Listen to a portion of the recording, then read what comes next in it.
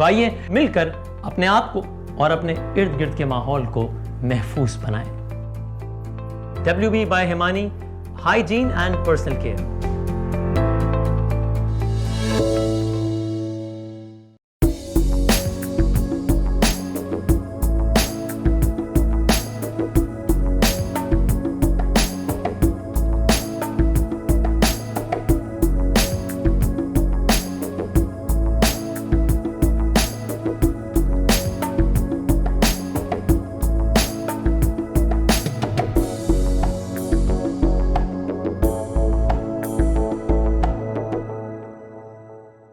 अस्सलाम वालेकुम ख़वातीन व हज़रात, मैं हूं आपका host Abuzar Mohammad. PWA digital की जानिब से एक दफ़ा और हम आपकी खिदमत में लेके आए रियल टॉक्स विद अबूज़र। ये शो स्पॉन्सर्ड है WB बाय हिमानी की जानिब से। जी हाँ, इंसान अपने अहलो अयाल की खातिर रोज़गार का हीला करता है, मगर बाज़ औक़ात किसी एक की बदनीयती माल के साथ साथ जान का नुकसान का बाइस बन जाती है।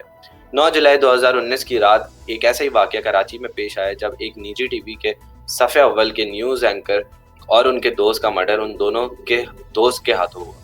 इस वाक़े से लेकर आज तक जिस शख्सियत ने सबसे ज़्यादा सहा है, हमने आज उनको मदऊ किया है, यानी मिसेस मुरीद अब्बास को। आइए उनसे बात करते हैं। अस्सलाम वालेकुम। सबसे पहले तो हम आपको ताज़ियत पेश करते हैं इस खूने नाहक की। अल्लाह ताला मुरीद अब्बास साहब की मग़फ़िरत फ़रमाए और आपको सब्र अता फ़रमाए। इस वाक़े के पस मंज़र क्या हैं, ज़ारा अब्बास, मैं आपसे जानना चाहूँगा। इस वाक़ये का पस मंज़र ये है कि एक शख्स जो कि आके सबको बेवकूफ़ बना के, झूठ बोल के, और इतने उसने जिस लेवल के झूठ बोल के हमदर्दियाँ हासिल की और दोस्त बना, साथ में बैठा, एक प्लेट में खाया और झूठे रिश्ते बनाए। मेरे शौहर को भाई कहता था, मुझे बहन कहता था और ये कहता था कि 2008 के ज़लज़ले में मेरे माँ-बाप, बहन-भाई सब मर गए थे और मैं ही बचा। तो जब मेरे पास पैसा नहीं था तब रिश्ते थे। अब मेरे पास पैसा है तो रिश्ते नहीं है, तो मैं तुम लोगों में अपने रिश्ते ढूँढता हूँ। जब भी अक्टूबर आता था या कभी कोई फैमिली की बात हो, तो वो बाकायदा, अब तो औरतें भी ऐसे नहीं रोती होंगी जिस तरह से वो अपनी आँखें और मुँह को लाल करके जो मोटे-मोटे आँसुओं से मगरमच्छ के आँसू बहाता था, लोगों की हमदर्दियाँ लेता था।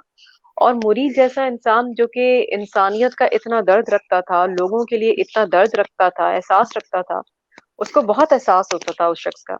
ये हमदर्दियाँ लेके उसने लोगों से दोस्तियाँ बनाई और ना सिर्फ दोस्तियाँ, एक फैमिली फ्रेंड बना। जब आप किसी को भाई बोलोगे और सिर्फ दोस्ती नहीं और आपके घर में आना-जाना आप करोगे, तो ज़ाहिर है वो आपके फैमिली फ्रेंड्स बन जाते हैं। फिर ये कि जी कारोबार शुरू किया है, उसमें इन्वेस्टमेंट करनी है। उसमें जो इन्वेस्टमेंट में शुरुआत हुई थी वो एक हुमायूं नाम का शख्स था जो कि लंदन भाग चुका है। हुमायूं ने की थी और उसके बाद जो है एक समा टीवी के एंकर हैं, उन्होंने की थी। फवाद ज़ैदी ने इन्वेस्टमेंट की थी और फिर मेरे हस्बैंड को बिठाया उन्होंने और कहा कि जी आप भी इन्वेस्टमेंट करें तो मंथली जो है इस तरह से 40 डेज में या 50 डेज में इसका यूं प्रॉफिट आता है। और असल में जो है वो ये सूरत हाल थी। इस तरह से आहिस्ता आहिस्ता ये बढ़ता रहा काम। मीडिया के बहुत सारे लोग हैं, बहुत से ऐसे इदारे हैं जिनके मैं नाम भी नहीं कोट कर सकती। उन लोगों ने पैसे इन्वेस्ट किए और ये शख्स फ्रॉड था ये हमें पता नहीं था। लेकिन जैसे ही इस शख्स की असलियत खुली है, इस शख्स के बारे में पता चला है और हमने इससे कहा है, रिक्वेस्ट की कि भाई हमारे पैसे वापस कर दो क्योंकि बड़ी मेहनत से कमाए हुए हैं इस महंगाई के ज़माने में। तो उसने पैसा देना तो मुनासिब नहीं समझा क्योंकि उसका मकसद ही पहले फ्रॉड करना था, क्योंकि उसका तो पोल खुल गया था। तो उसने ये सोचा कि क्यों ना आवाज़ ही दबा दी जाए। तो उसने 9 जुलाई 2019 को मेरे हस्बैंड को बुलाया, ख़ज़र हयात को बुलाया और उनकी जान ले ली। और ये कह के बुलाया था कि तुम्हें पैसा चाहिए, आओ पैसा देता हूँ मैं, और बुला के उनको गोलियाँ मार दी। जी, ये तो बहुत ही नाज़ुक और बहुत ही हसास बातें हैं। ऐसे क्या मुहारिकात हैं कि कोई भी मीडिया पर्सन मुरीद अब्बास कत्ल केस की कवरेज नहीं कर रहा? क्या कातिल बहुत ज़्यादा ताकतवर है? कातिल कितने ताकतवर हैं, अभी तक तो यही लगता है इनके पास पैसा बहुत है। क्योंकि ज़ाहिर है सबका पैसा लूटा है, किसकी बददुआ इन्होंने नहीं ली। मेरा घर बर्बाद किया, खज़र हयात का घर बर्बाद किया, कितने लोगों के पैसे, मेरे घर से पैसा भी गया, मेरे घर से मेरा शौहर भी चला गया, मेरे बच्चे का बाप चला गया, खज़र हयात के बच्चों का बाप चला गया, उसकी बीवी का शौहर चला गया। लेकिन ऐसे और बहुत सारे लोग थे। मैं तो कहती हूँ कि जो बाकी लोग हैं, उनके जमा पूंजियां थी, हमारी जमा पूंजी थी, वो सब चली गई। तो पैसा तो इनके पास था, पैसा नहीं देना चाहता था, तभी तो उसने मेरे शौहर को मारा और खज़र हयात को मारा। लेकिन इसके अलावा मैं ये कहती हूँ कि ये जो जो कातिल हैं, उनकी ताकत नहीं है, ये हमारे मीडिया के जो लोग हैं, ये जो मीडिया पर्सन्स हैं, ये इन लोगों की बेहिसी है, यही मैं कहूंगी। क्योंकि जब मीडिया किसी चीज को लेके पीछे पड़ता है, तो हाथ धो के पीछे पड़ता है किसी केस को लेके, किसी चीज को लेके। लेकिन किसी को क्या पड़ा, उनके घर से थोड़ी कोई बंदा गया है, उनके बच्चे का बाप थोड़ी गया है, उनका शौहर थोड़ी गया है, उनका भाई थोड़ी गया है, उनका बेटा थोड़ी गया है, उनको क्या पड़ी है।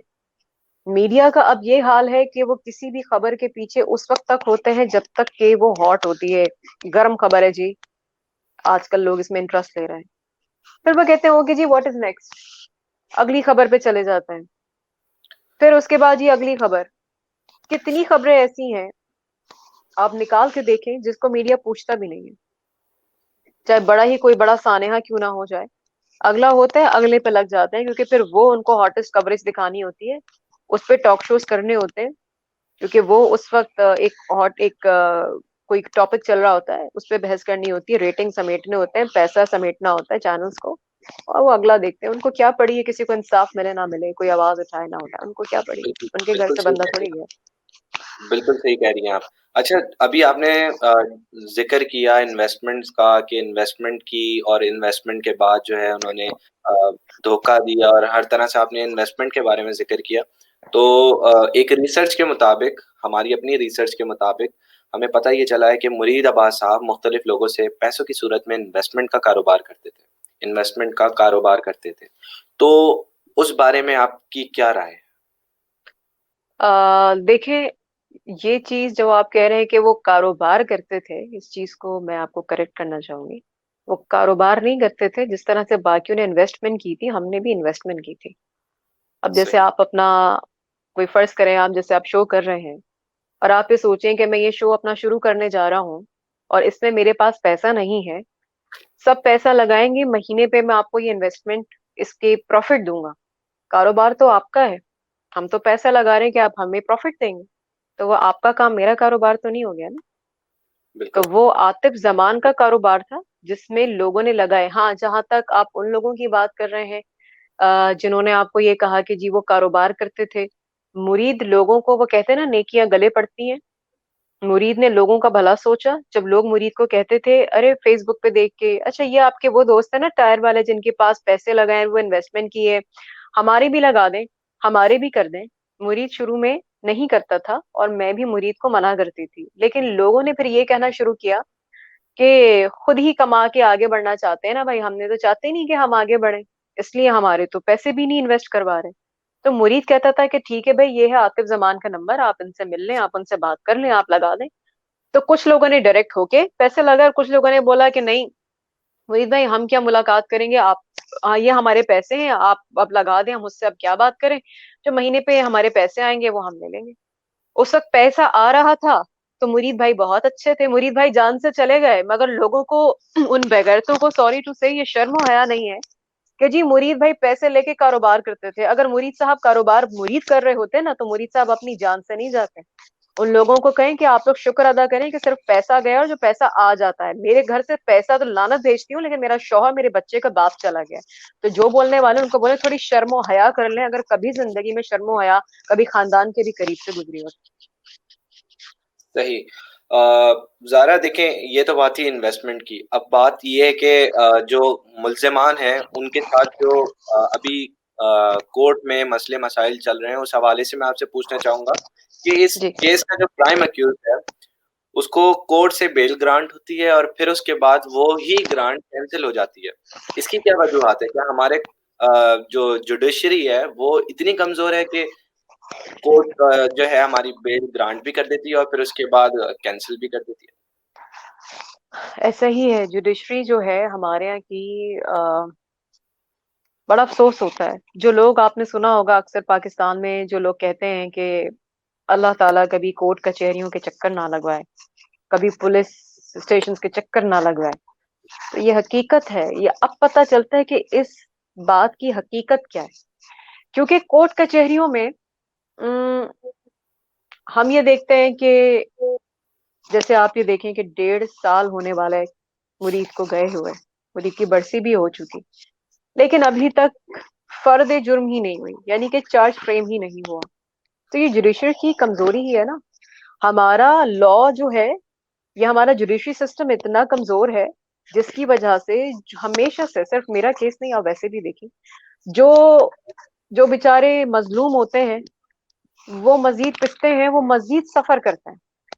और जो जुल्म करने वाला होता है, जो मुजरिम होता है, जो मुल्जिम होता है, वो हमेशा डिलेइंग टैक्टिस और दूसरे तरीकों से फायदा उठाता है।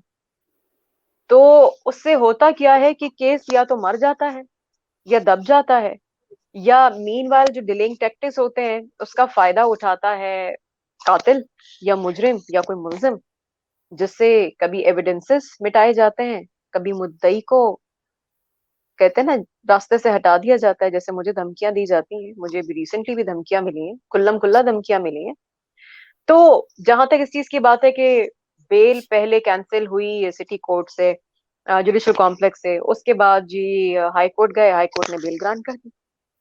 और जो क्लॉजेस थे उसके ऊपर सब हैरान थे कि ये किस तरह से बेल ग्रांट कर दी। मैंने उसको चैलेंज किया सुप्रीम कोर्ट में।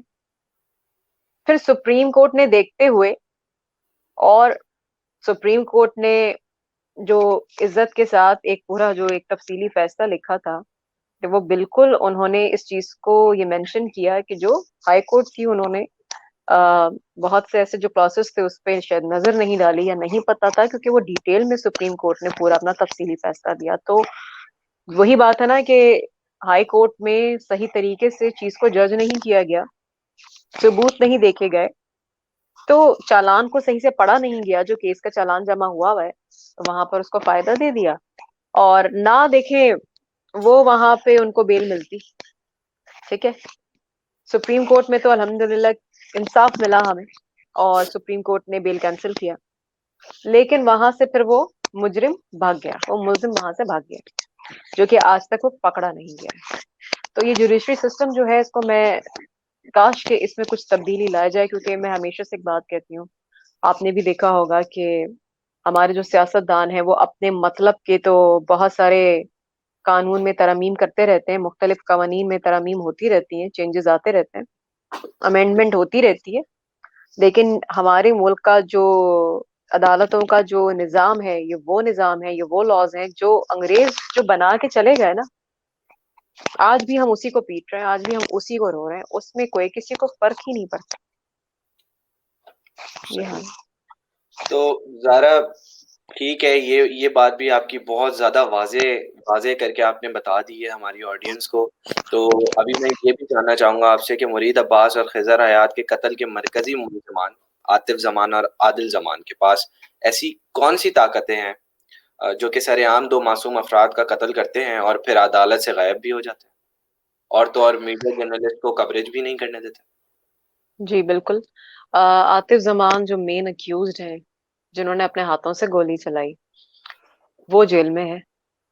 वो वो जेल में है, और जो उसका भाई है, जो कि कत्ल में साथ साथ था, जो कि हर चीज में उसने अपनी सर्विसेज प्रोवाइड की आतिफ जमान को, जो कत्ल, दोनों कत्ल में साथ में शामिल था, सामने था, वो, उसको अब बेल कैंसिल उसकी हो तो गई सुप्रीम कोर्ट से, मगर वो भागा हुआ है।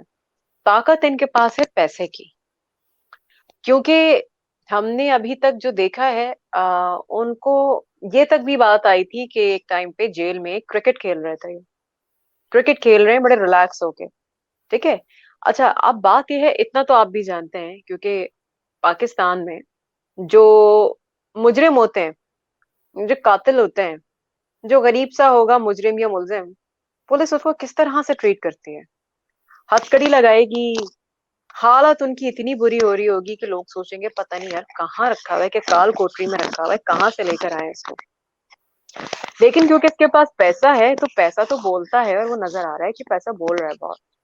वो जब आता है, आ, आप सोचें जेल में उसको ऐसी ट्रीटमेंट वीआईपी मिल रही है, वो क्रिकेट भी खेल रहा है, ठीक है, पुलिस वाले उसको लेके जाके कोर्ट पे पेशी के लिए ला रहे हैं, मगर वहां पे हम तो इंतजार कर रहे हैं कि अभी तक कस्टडी नहीं आई है, लेकिन वो पुलिस वाले उसको नीचे रूम में लेके जाके हलवा पूरियों के नाश्ते करवा रहे हैं। जब वो आ रहा है तो वो क्लफ वाले अच्छे से साफ सुथरे शलवार कमीज पहन के, ट्रिम दाढ़ी बाल ऐसे जैसे स्पा से होते हुए बड़ा फ्रेश होके आ रहा है।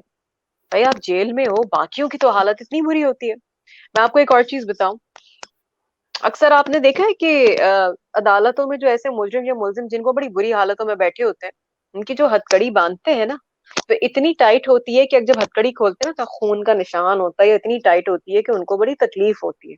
बिल्कुल। लेकिन हथकड़ी लूज करने के भी पैसे होता है, जितनी लूज होती जाएगी, जितनी जितनी लूज, उतना उतना पैसा हाथ पे रखते जाओ तो वो लूज तरीन हो जाती है।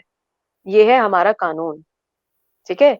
तो यही चीज वो भी करते हैं, उनकी हथकड़ियां लूज है, निशान तो बड़ी दूर की बात है कि कोई उनके हाथ पे निशान हो।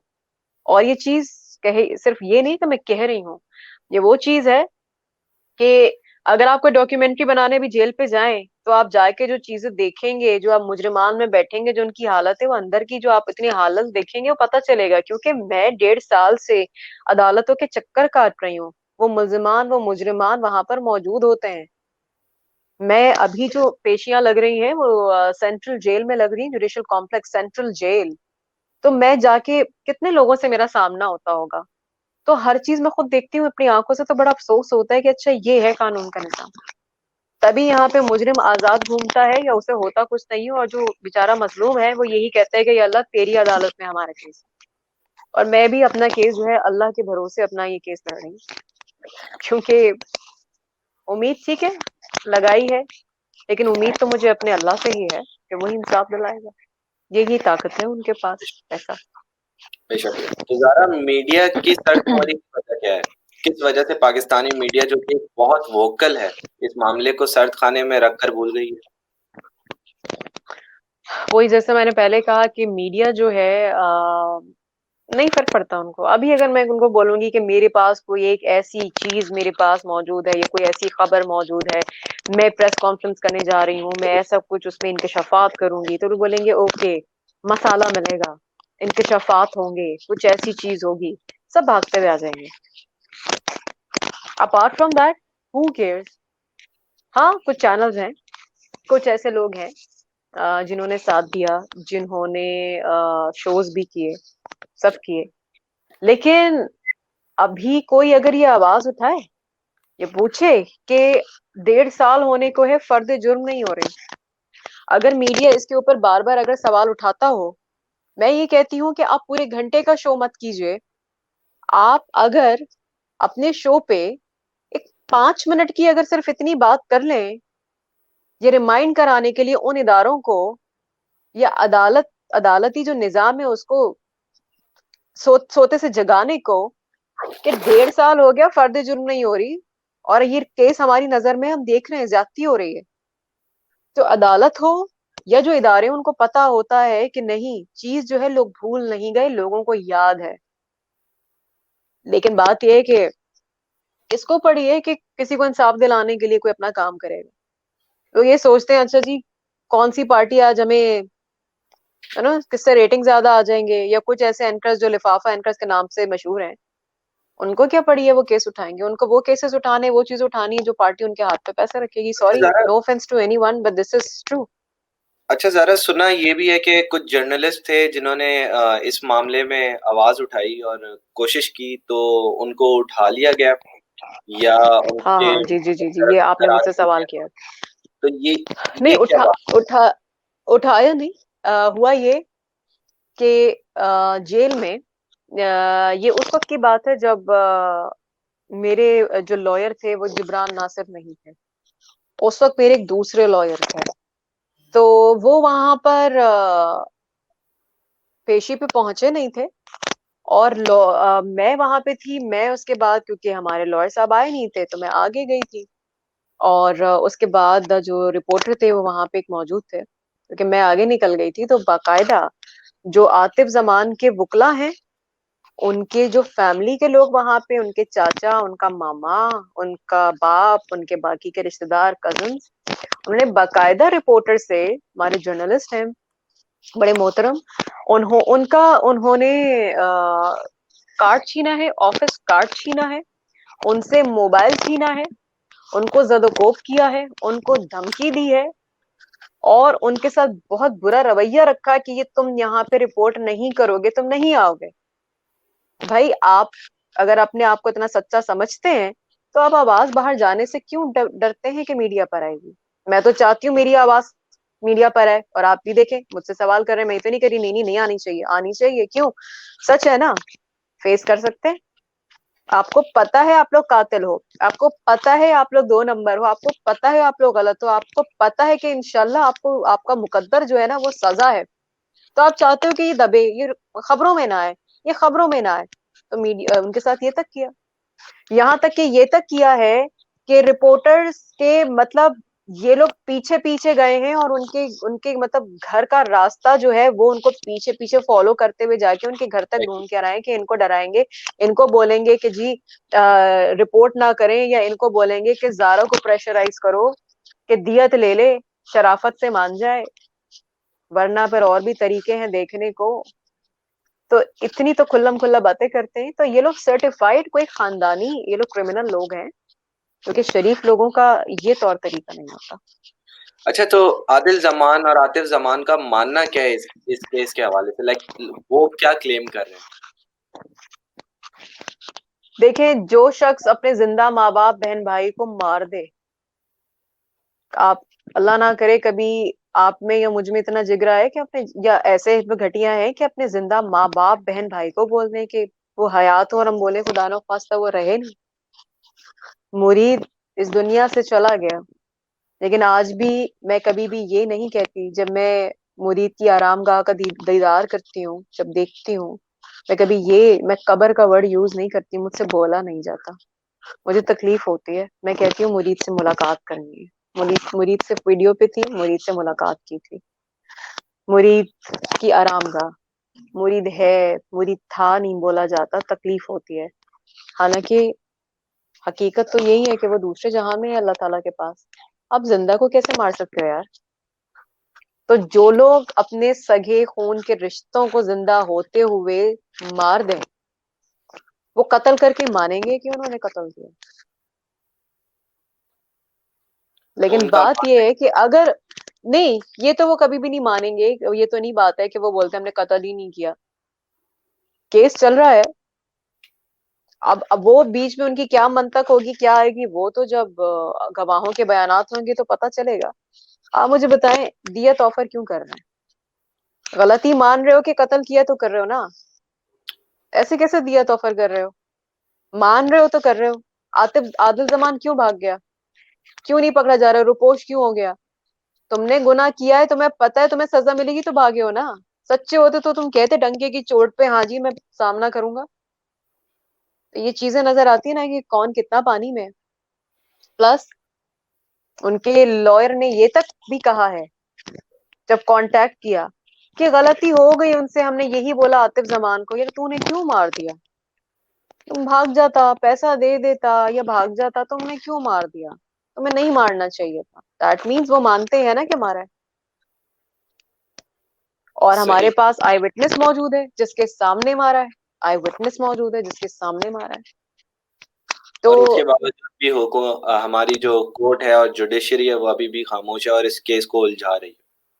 बिल्कुल ऐसा ही है। बड़ा अफसोस होता है ये बातें सुन के। खैर, ज़ारा आप ये बताइए कि क्या हुकूमती इदारों ने इस सानिए में आपकी मदद की या रिवायती तरीके के मुताबिक उल्टा आप ही को प्रेशराइज किया? हुकूमती इदारे, अगर अगर गवर्नमेंट की अगर हम बात करें, तो ऑनेस्टली स्पीकिंग मुझसे पर्सनली कभी भी किसी ने कांटेक्ट नहीं किया, कभी किसी ने कोशिश नहीं की। जहां तक इस चीज की बात है कि उल्टा मेरे ऊपर चीजें डाल दी जाए या प्रेशराइज किया जाए, ऐसा भी नहीं किया, क्योंकि वो ये जानते हैं कि हम उल्टा गलत चीज पे क्या प्रेशराइज करेंगे। मतलब ये तो हक पर है, ये तो सब मानते हैं कि हक पर है। जहां तक मैं पुलिस के इदारों की इनकी बात करूं, वही बात है, इस तमाम तर जो मेरा अभी तक का सफर रहा है, इसमें चंद एक दो ऐसे मुझे पुलिस वाले मिले हैं जिनकी मैं दिल से इज्जत करती हूँ, जो वो बड़े अपनी जात से बहुत अच्छे हैं और बाकी में ईमानदारी से अपना काम करने बैठे हैं। लेकिन वही जो रिवायती पुलिस का जो एक एटीट्यूड होता है, जो पुलिस जिस तरह की है पाकिस्तान में, जिन चीजों से मशहूर है वही है। आप देखें कि जब वो भागा है सुप्रीम कोर्ट से, आदिल जमान, तो पुलिस का काम था ना उसको पकड़ना। पुलिस को पता नहीं है। पुलिस से पूछा जा रहा है तो पुलिस फरमा रही है कि वो मालूमात करवाइए, वो अभी शहर में नहीं है, वो अपने इलाके। मैंने कहा आपने सिर्फ मालूमात करवाइए, आप खुद नहीं गए, क्योंकि आप ही को, मतलब आप ही को जाना है उसको पकड़ने के लिए। वो ये फरमाते हैं आईओ जो हमारे केस के, वो कहते हैं कि नहीं, वो मेरी मालूमात, मेरी इंफॉर्मेशन, मतलब वो इंफॉर्मेशन पे बैठ के चल रहे थे, उनको ये नहीं था कि वो हाथ पांव हिलाएं। सही। लेकिन जब अदालत में हमने दरख्वास्त की, अदालत में अदालत की तरफ से सख्ती हुई, तो भी वो पकड़ने के लिए गए में, वरना उनका इरादा भी नहीं था पकड़ने के लिए। तो ऐसे ही लगता है वो शायद सोचते होंगे चलो भाग जाओ थोड़ा सा। वही बात है, मैं भी खुल के क्या बोलूं, समझदार तो सभी हैं जो मैं बात कह रही हूँ। जब तक आ रहा है, पैसा आ रहा है, समेटते जाओ। बाद में तो पता ही है कि इंशाल्लाह इनको सजा होगी। वो भी अपनी कोशिश कर रहे हैं, जिसका जो दिल चाह रहा है, जिसके जितना हाथ लग रहा है, वो अपने जेब गरम कर रहा है बैठा। भागने वालों की ताकत बहुत बड़ी होती है। आपके सामने है नवाज शरीफ, आपके सामने है जरदारी, आपके सामने बड़े बड़े नाम है, तो इनके पीछे हम्म। ऐसी कौन सी ताकत है कि जो ये भागे जा रहे हैं? वही, मैं फिर वही दोबारा कहूंगी, इनके पैसे है, इनके पीछे है पैसे की ताकत। अगर जो भी मैंने बात की, अगर इनडायरेक्टली, अगर थोड़ा सा अगर आइडिया हुआ हो कि पता है कि जी अदालत जब नॉन बेलेबल वारंट जारी करेगी, जब अदालत नॉन बेलेबल वारंट जारी करेगी, जब सुप्रीम कोर्ट कहेगी कि जी आपका जो है बेल कैंसिल हो गई है और अब गिरफ्तार हो जाएंगे, सुप्रीम कोर्ट कह रही है, इतनी बड़ी अदलिया पाकिस्तान की कह रही है, जिस अदालत में केस चल रहा है वो कह रही है कि जी नाकाबिले जमानत वारंट गिरफ्तारी जारी हो गए, पकड़ लो उसको, तो पुलिस वाले क्या करेंगे? उनकी नहीं मानेंगे, करना पड़ेगा। लेकिन आप मुल्जमान को या मुजरमान को अगर आप बोले भाग जाओ चलो, लेकिन इसके भी अगर आपको एक बात है जी पैसे मिल रहे हो, और बाद में फिर अदालत का है, आप अपने पहले जेब गरम कर लो, पकड़ लो उस मुजरिम ने, आपका क्या बिगाड़ना है, वो क्या कर लेगा? आप भगा भी दो, भागे पकड़ भी लो, मार भी लो और सहला भी लो। सही। तो पैसा इनके पास सिर्फ ताकत है, और इनके पास की कोई अगर ताकत है तो वो अल्लाह बेहतर जानते होंगे, मैं इस बारे में नहीं जानती। इस बारे में आप नहीं जानती। ठीक है, तो आपको क्या तवक्को है, इस ये मुजरिमान जो है, ये वाकई इनको सजा होगी? आपको इंसाफ का हुसूल होगा या नहीं? उम्मीद बिल्कुल मुझे है, मुझे अपने अल्लाह की जात से बहुत उम्मीद है। और मैं अदलिया से भी इंसाफ की उम्मीद करती हूँ, क्योंकि जिस तरह से सुप्रीम कोर्ट ने इंसाफ किया और बेल कैंसिल की आदिल जमान की जो को अक्यूज्ड है, इसी तरह से मुझे उम्मीद है अल्लाह की जात से कि इंशाल्लाह ताला मुझे अल्लाह ताला ऊपर भी इनसे हिसाब लेगा, क्योंकि आपको पता है कि नाहक कत्ल जो है अल्लाह माफ नहीं करता। एक इंसानियत का कत्ल पूरी इंसानियत का कत्ल है, और एक मासूम शख्स जो कि जिसका इरादा मारने का हो ही ना, जो कि निहत्था इंसान हो, आप उसको मार दें, ये बहुत गुनाहे कबीरा सगीरा, बहुत बड़ा गुनाह है, अल्लाह नहीं माफ करता। जो चंद गुनाह है जिनमें से है, उनमें से एक ये भी है किसी का नाहक कत्ल कर देना।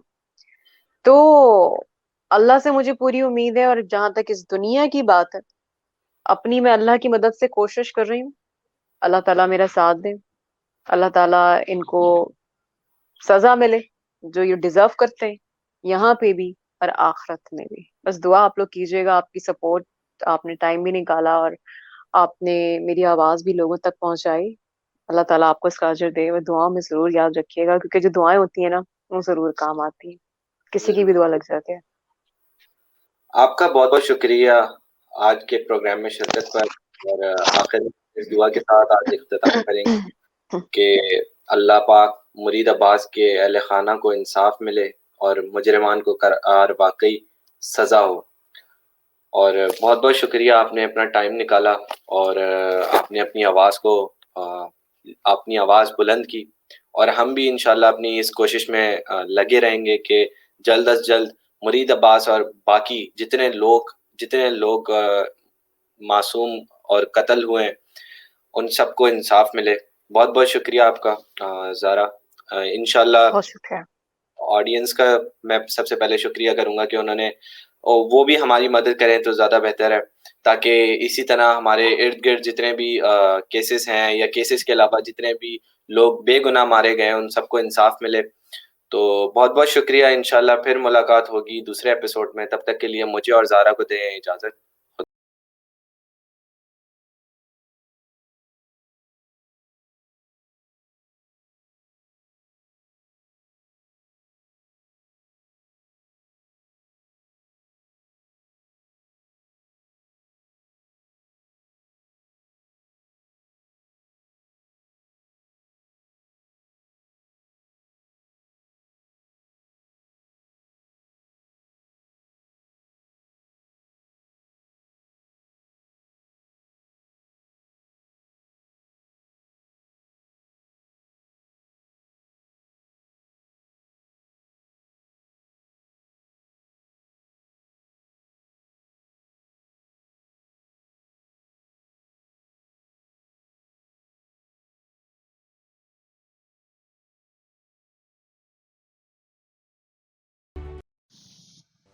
Think High Consultants.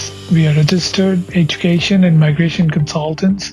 Offer following services: student visas, admissions, change of course of provider, skilled migration visas, temporary activity visas, employer sponsored visas, partner visas, parent visas, health cover for all types of visas, visitor tourist visas, business visas, NATI CCL preparation classes, professional year programs, IELTS and PT classes, coaching programs for new education and migration agents, and many more.